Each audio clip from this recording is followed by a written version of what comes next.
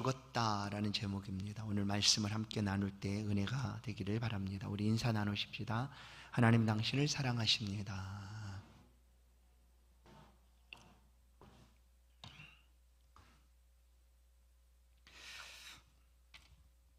아담의 범죄로 모든 인류는 죄 가운데 놓이게 되었습니다. 사망이 모든 인류를 주장하게 되었습니다. 그래서 사망 아래서 종노릇 할 수밖에 없는 그런 인생이 되고 말았습니다. 그런 인류를 하나님이 불쌍히 여기시고 긍휼히 여기사 하나님의 전적인 은혜로 우리를 대속해 주셨습니다. 그니 죄의 값을 하나님께서 대속해 주셨다. 곧 그것이 바로 골고다 십자가 언덕 위 십자가에 달리신 예수 그리스도의 보혈의 은혜입니다. 그렇게 우리는 십자가의 대속으로 말미암아 구원을 얻고 하나님의 은혜를 누리는 사람이 되었습니다.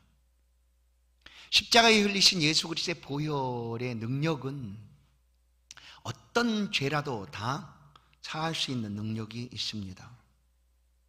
바로 그것을 위하여 그리스도께서 피 흘려 주셨기 때문입니다. 그래서 누구든지 어떤 사람이든지 예수 그리스도를 믿기만 하면 모든 죄에서 용서함을 받고 구원함에 이르게 된다라는 것이 성경에서 끊임없이 강조하고 가르쳐주고 있는 복음의 말씀입니다. 이것이 바로 복음입니다.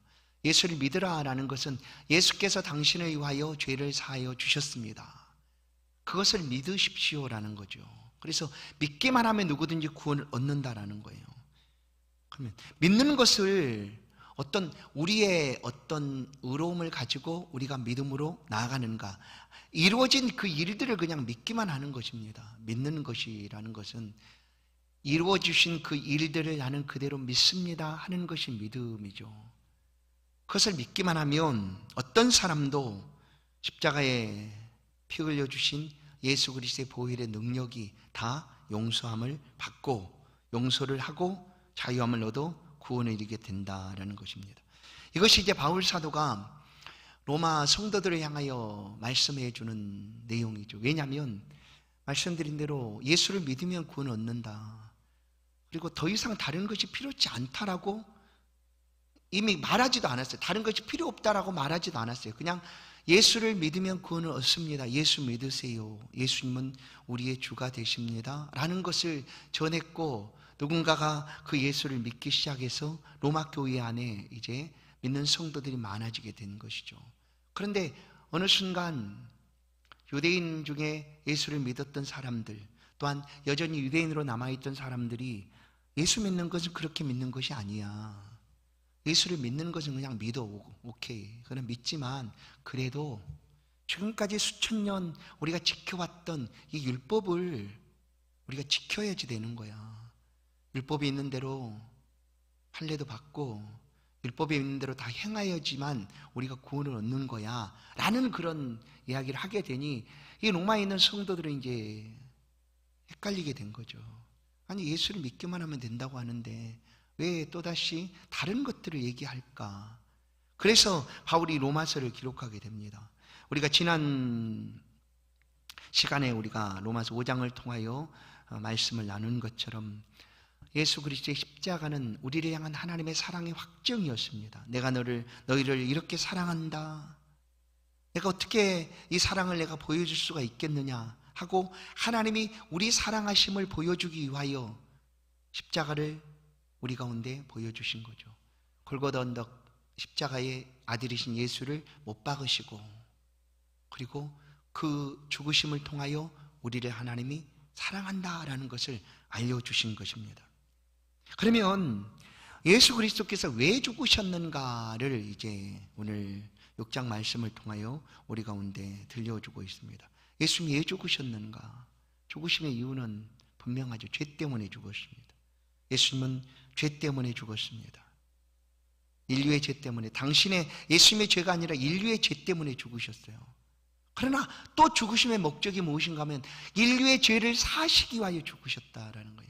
죄 때문에 죽으셨지만 그 죽으심을 통하여 인류의 모든 죄를 사시기 위하여 예수님이 십자가에 죽으셨다. 1절 말씀을 보면 그런즉 우리가 무슨 말을 하리요? 은혜를 더하게 하려고 죄에 거하겠느냐? 다른 말이 필요 없는데 이미 예수께 십자가의 죽으심으로 우리가 은혜를 받았는데 더 이상 무슨 말이 필요하겠느냐 하는 거죠. 그런데 그 하나님의 은혜를 더 받고자 죄에 거할 수가 있느냐라고 묻는 거죠. 그래서 2절에 보면 그럴 수 없다라고 말하고 있습니다. 왜 이런 표현을 바울이 썼는가 하면 예수님께서 복음서를 보면 누가복음 7장을 보면 한 바리새인의 집에 초청을 받아서 예수님이 가게 되었습니다. 그래서 이제 그 집에서 음식을 이렇게 잡수시고 계시는데 한 여인이 옥합을 가지고 와서 예수님의 발 아래에 놓고 눈물로 예수님의 발을 씻기고 눈물로 발을 씻고 머리털로 닦고 그 다음에 그 발에 입 맞추고 향유를 그 발에 부어드렸습니다. 이 모습을 본 그 바리새인의 집에 모인 많은 유대인들이 이제 속으로 수군거린 거죠. 야, 참, 아니 저 예수님, 저것도 모르시나 봐. 저 여인이 얼마나 큰 죄인인데, 우리 모든 사람들이 다 죄인이라고 정죄하고 있는 그런 여인이 와서 자기 예수님 발을 씻고 있는데 왜 예수님 가만히 있는 거지? 왜냐하면 그 당시에 죄인과 상종하지 않겠다라는 것이 바리새인들이었거든요. 그들이 죄 없다라고 스스로는 믿었을지 몰라도 죄 없는 사람 없었으니까. 그러나 바리새인의 우리는 죄에서 좀 벗어나서 더 거룩하고 더 깨끗하게 살고자 했던 무리였으니까 그렇게 할 만도 하죠. 예수님을 향하여 속으로 그렇게 생각합니다. 예수님이 아시고 그들에게 묻습니다. 특별히 시몬에게 물어보는 거예요. 시몬에게 묻고 한 가지 비유를 그들 가운데 하십니다. 시몬아, 빛을 준 사람이 한 사람에게는 500데나리온 빛을 주었고 또 한 사람에게는 50데나리온을 주었다. 근데 500데나리온 빚진 사람도 50데나리온 빚진 사람도 다 갚을 능력이 없어서 못 갚겠다고 하니 주인이 그 두 사람을 다 탕감해 주었다. 누가 더 좋아하겠느냐? 누가 더 기뻐하겠느냐? 이렇게 묻는 거예요. 여러분, 누가 더 좋아하겠습니까?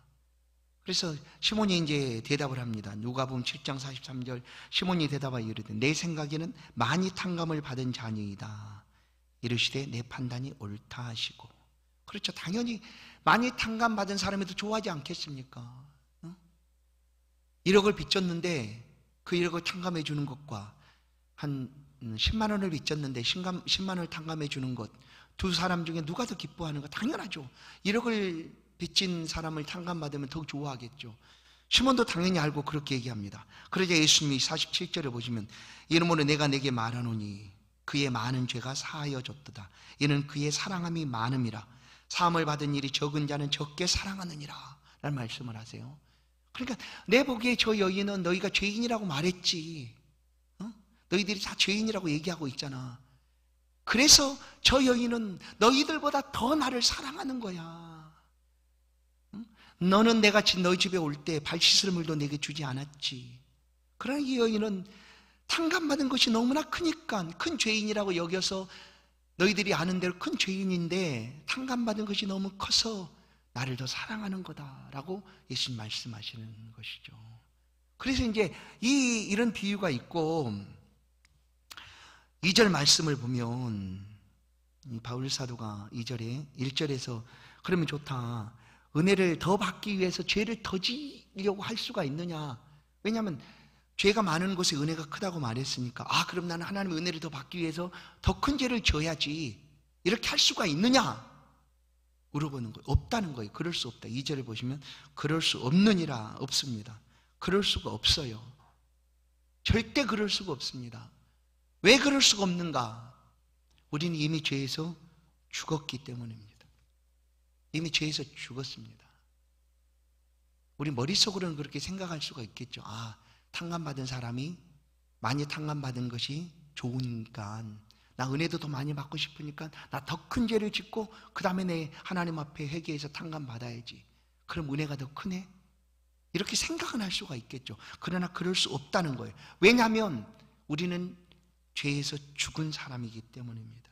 이미 죄의 값을 지불했고 또한 죄에서 노임을 받았고 죄의 종으로 살던 자리에서 우리는 자유롭게 되었기 때문입니다. 그래서 이 죄를 더 짓겠다라고 할 수가 없다라는 거예요. 그것이 바로 예수님을 믿는 대속받은 성도의 모습이다. 예수님의 고난당하심은 우리의 죄와 전혀 상관이 없으신 분입니다. 아시는 대로 히브리서 말씀한 대로 우리가 모든 성경이 같지만 딱 한 가지, 죄는 없으시니라.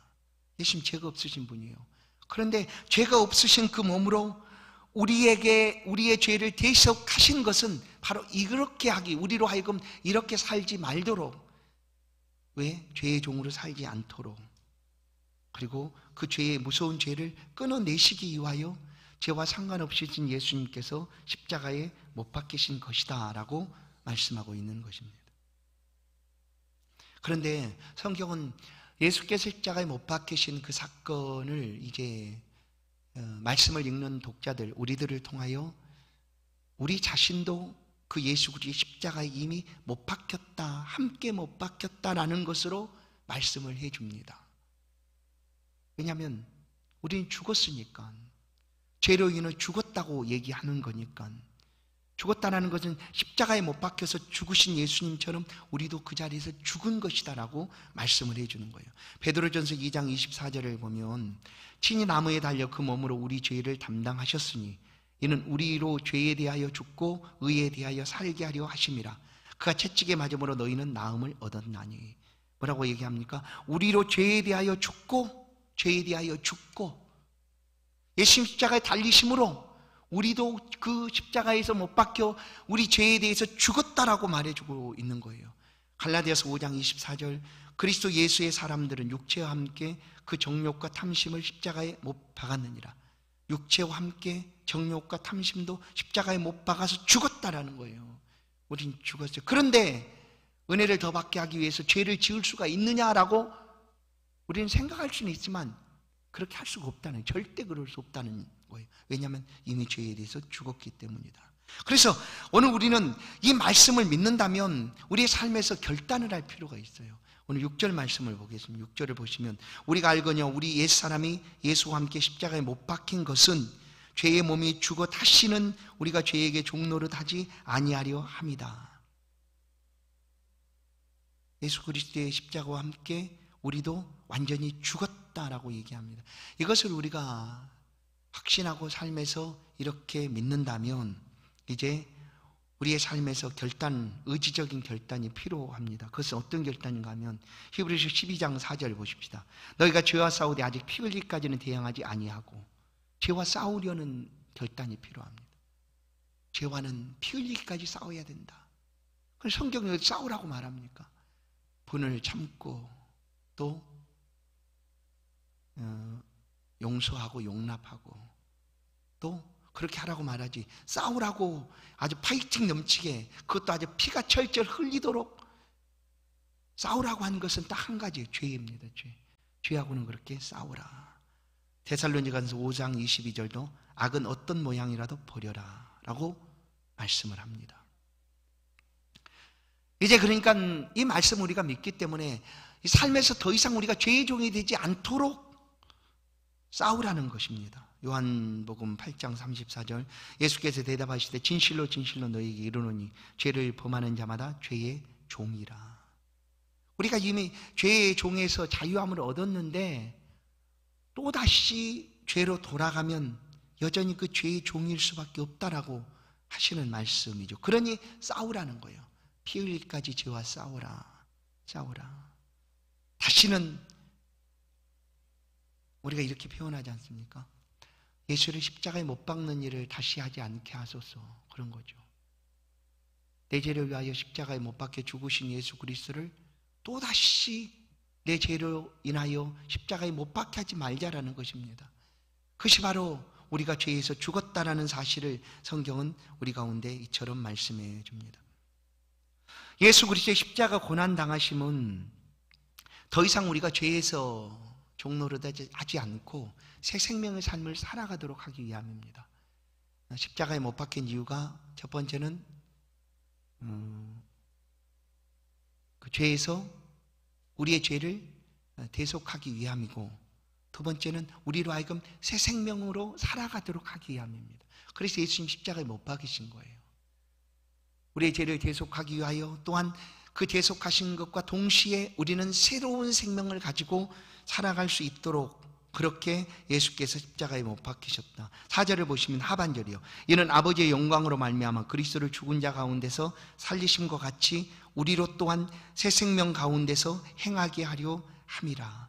새 생명 가운데서 살아가도록 예수 그리스도께서 십자가에 못 박히셨습니다. 그러면 전에는 새 생명이라고 할 수 없는 종의 삶을 살았어요. 종의 삶. 죄의 종이 되어서 살았지만 이제 예수 그리스도의 십자가의 그 공로로, 그 대속의 은혜로 우리는 새로운 생명을 살아가게 되었다. 그럼 구체적으로 이 새로운 생명이 무엇인가 하면 그것은 바로 부활 생명입니다. 부활 생명이라는 거예요. 5절 말씀을 보십시다. 만일 우리가 그의 죽으심과 같은 모양으로 연합한 자가 되었으면, 그러니까 이거 죽었다는 얘기잖아요. 우리가 만일 그의 죽으심과 같은 모양으로 연합한 자가 되었으면, 예수님의 죽으심처럼 우리도 십자가에서 죽었다면, 그러면 또한 그의 부활과 같은 모양으로 연합한 자도 되리라. 예수 십자가의 죽으심으로 모든 죄가 사함을 받았습니다. 예수님만 죽으신 것이 아니라 우리도 십자가에 죽었습니다. 그러나 죽으심으로 끝난 것이 아니라 예수 그리스도께서 육체로 부활을 하셨습니다. 그 부활하심이 새 생명이라는 거예요. 바로 십자가의 죽으심은 우리로 하여금 이 새 생명의 삶을 살아갈 수 있도록 예수께서 행하신 놀라운 은혜입니다. 그래서 우리 가운데 새 생명의 삶은 부활 소망이며 부활의 생명을 가지고 살아가는 것입니다. 고린도전서 15장 21절 22절. 사망이 한 사람으로 말미암았으니 죽은 자의 부활도 한 사람으로 말미암는도다. 아담 안에서 모든 사람이 죽은 것 같이 그리스도 안에서 모든 사람이 삶을 얻으리라. 이제 이 로마서에서 말씀하고 있는 이 말씀들을 이 고린도전서 15장에 가서 바울 사도가 부활장이라고 하는 그곳에서 이렇게 표현을 하고 있습니다. 그러니까 예수 그리스도의 죽으심은 그냥 예수님이 한 분 죽으심이지만 모든 아담 안에서 범죄하던 모든 인류가 예수 그리스도와 함께 죽었다라는 거예요. 그래서 그것을 믿는 사람은 그 죄의 사함을 받게 되는 것입니다. 믿는 사람. 그러나 죽은 것으로 끝나지 않고 22절 보시면 아담 안에서 모든 사람이 죽은 것 같이 그리스도 안에서 모든 사람이 삶을 얻으리라. 새 생명이죠. 다시금 예수 그리스도 안에서 새로운 삶을 살아갈 수가 있게 되었다. 하나님이 예수를 죽은 자 가운데 살리셨습니다. 더 이상 사망이 그를 주장하지 못하도록 십자가에 죽은 예수 그리스도를 하나님은 단번에 살려내셨습니다. 이것은 죄에서는 죽고 하나님에게는 영원히 살도록 하기 위함이죠. 이것이 바로 우리가 누리며 붙잡고 살아가야 될 새 생명의 삶입니다. 죽음 가운데 살리신 그 놀라운 역사, 그것은 바로 부활, 예수 부활의 생명이다. 그런데 예수 부활의 생명이 예수에게만 있는 것이 아니라 그와 함께 십자가에 죽었던 그 죽음을 믿고 예수 그리스도를 믿는 모든 사람들 역시 예수의 살아나심처럼 똑같이 새 생명의 삶을 살아가게 된다라는 것입니다. 부활한 그 생명에 대해서 더 이상 죄가 주장하지 못한다는 거예요. 이 부활장을 나중에 15장을 한번 읽어보십시오. 얼마나 놀라운 일인지. 사망이 더 이상 주장하지 못합니다. 왜냐하면 죄에서 죽었기 때문이에요. 그 뭐라고 그러죠? 한번 내가 그 용어를 잘 생각이 갑자기 안 나는데, 죄에 대해서 그 죄의 값을 받으면 다시는 그 죄로 인하여 벌받지 않는 그런 게 법이 있잖아요. 불벌죄인가 뭐라고 그런 게 있죠. 네, 맞습니다. 그러니까 우리가 이미 죄에서 죽었거든요. 그 값을 지불하여 죽었어요. 그래서 그 사망이 더 이상 우리를 주장하지 못한다는 거예요. 그래서 이제 고린도전서 15장을 보면 이 모습 속에서 얼마나 통쾌한 모습인가를 우리가 알 수가 있습니다. 아무리 사망이 우리를 이렇게 와서 또 죽인다 해도 죽일 수 없는 거예요. 이것이 베드로 사도를 보면 그 삼킬 자가 우는 사자처럼 두루 다니며 삼킬 자를 찾는다라고 말한다 할지라도 그냥 어떻게 할 수 없어요. 뭐 사자처럼 이렇게 으르렁거릴 수는 있어요. 위협을 할 수는 있어요. 그러나 우리가 해함을 받거나 그러지 않는다라는 거예요. 그 죄의 무기는 사망이었습니다. 그래서 사망 때문에 모든 사람들은 꼼짝없이 벌벌 떨어야 했어요. 너 죽인다면 제일 무섭지 않습니까? 너 죽인다? 그런데 너 죽인다고 하는 것이 아무 소용이 없다고 하면 어떤 거예요? 총으로 쐈는데 총으로 딱 쐈어요. 그럼 죽어야 되지 않습니까? 안 죽는다는 거예요. 총으로 쐈는데 안 죽어요. 그럼 그 총이 무슨 의미가 있습니까? 사망이 무슨 의미가 있겠느냐는 거예요. 사망은 아무런 의미가 없어요. 더 이상. 왜냐하면 예수 그리스도께서 십자가에서 그 값을 다 지불하셨기 때문에 더 이상 사망이 우리를 주장할 수가 없다라는 것이 이제 로마서의 말씀입니다. 그래서 이 표현을 고린도전서 15장에서 바울 사도가 우리 가운데 들려주는데 같이 한번 읽어보겠습니다. 고린도전서 15장이에요. 55절부터 한번 같이 읽어보겠습니다. 같이 읽습니다. 58절까지 말씀이요. 같이 합독해서 읽습니다. 시작. 사망아 너희의 승리가 어디 있느냐? 사망아 내가 쏘는 것이 어디 있느냐? 사망이 쏘는 것은 죄요, 죄의 권능은 율법이라. 우리 주 예수 그리스도로 말미암아 우리에게 승리를 주시는 하나님께 감사하노니 그러므로 내 사랑하는 형제들아 견실하며 흔들리지 말고 항상 주의 일에 더욱 힘쓰는 자들이 되라. 이는 너희 수고가 주 안에서 헛되지 않은 줄을 알미라. 아멘. 더 이상 사망이 이제 그냥 벌벌 떠는 무기가 되지 않았다는 거예요. 죽인다고 해도 죽일 수 없는 거예요. 왜냐하면 다시 살아나니까, 부활하니까. 그래서 사망이 우리를 더 이상 주장할 수가 없게 되었다. 반대로 왜 그렇게 하는가? 사망의 죄의 그 값을 우리는 다 지불하고 죄에 대하여 완전히 죽었기 때문에 더 이상 이 사망이 우리를 주장할 수가 없게 되었다라는 거예요. 그래서 자신 있게 사망한 너의 승리가 어디 있느냐? 내가 쏘는 것이 어디 있느냐라고 말하고 있는 거죠. 그러니 두려워하지 마십시오. 왜냐하면 이 땅에서 생명을 해할 수가 있지만 우리의 생명은 육적인 생명뿐만 아니라 하나님이 거하시는, 하나님이 함께 하시는 영이 있을 때 온전한 생명이 됩니다. 영은 죽일 수 없는 거죠. 하나님의 주인 되시고 하나님 우리의 생명의 주인이신데 그 누가 우리를 해야겠습니까? 하나님께서 우리를 위하여 이 새 생명을 우리 가운데 주셨는데, 부활 생명을 주셨는데 그 생명이 사라지거나 없어질 수가 있겠습니까? 절대 그럴 수 없습니다. 우리는 주 예수 그리스도와 함께 영원한 생명 가운데 영원한 삶을 누리며 살아가게 될 것입니다. 오늘 말씀의 결론인데 11절 말씀을 한번 보십시다. 11절 합독해서 또 읽겠습니다. 시작. 이와 같이 너희도 너희 자신을 죄에 대하여는 죽은 자요 그리스도 예수 안에서 하나님께 대하여는 살아있는 자로 여길지어다. 아멘. 보세요. 이와 같이 너희도 너희 자신을 죄에 대하여는 죽은 자요. 아멘.